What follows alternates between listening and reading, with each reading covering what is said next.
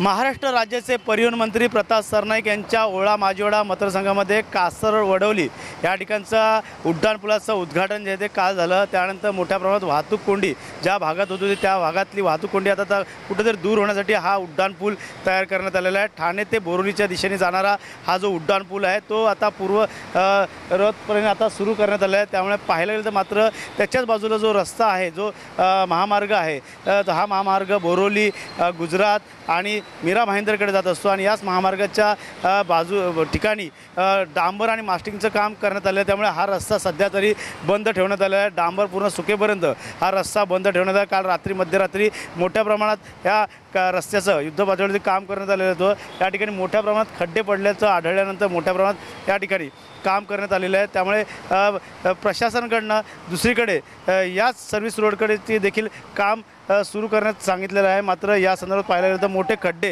या ठिकाणी आपल्याला पाहायला मिळत आहे। सर्व्हिस रोडवरती ड्रेनेज असेल, चेंबर असेल, या नाल्यावरतील झाकणं असेल, हे सर्व उघड्यावरती आहे। त्याचबरोबर मोठ्या प्रमाणात खडी ही सर्व्हिस रोडची पूर्णतः बाजूला सरली असून या ठिकाणी पाणी साचून खड्डे दिसून येत नाही। त्यामुळे कुठेतरी अपघात होण्याची शक्यता आहे। त्यामुळे काल देखील मंत्री प्रताप सरनाईक यांनी महापालिका असेल या प्रशासन असेल PWD असेल यांना देखील निर्देश दिलेले आहेत की लवकरात लवकर या सर्व्हिस रोडचे देखील काम करावे। मात्र सध्या तरी या ठिकाणी जाताना पाहायला गेलं तर बसेस असेल, दुचाकी असेल आणि मोठी वाहनं असतील, जड वाहनं असतील, या ठिकाणी जाताना मोठ्या प्रमाणात खड्ड्यातनं त्यांना प्रवास करावा लागतो। त्यामुळे मोठा नाहक त्रास या ठिकाणी वाहनधारकांना आपल्याला पाहायला मिळतं आहे। त्यामुळे नक्कीच या ठिकाणी जे खड्डे पडलेले आहेत या खड्ड्यांमुळे कुठेतरी वाट काढताना आपल्याला पाहायला मिळतं आहे। त्यामुळे नक्कीच या ठाणे शहरात ज्या ज्या ठिकाणी रस्त्यावरती खड्डे पडले असतील त्या ठिकाणचे बुजवण्याचं काम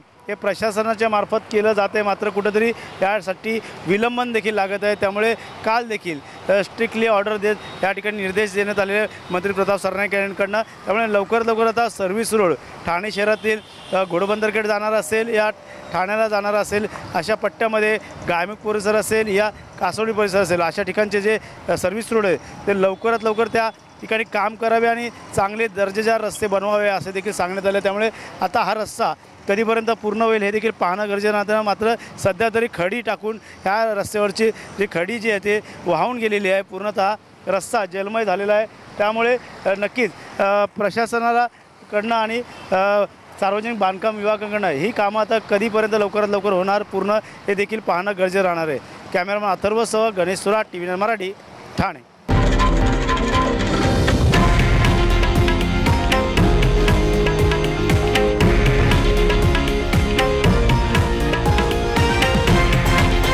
हे आहे देशातील नंबर 1 न्यूज नेटवर्क आणि आपण पाहत आहात TV9 मराठी, एकमेव।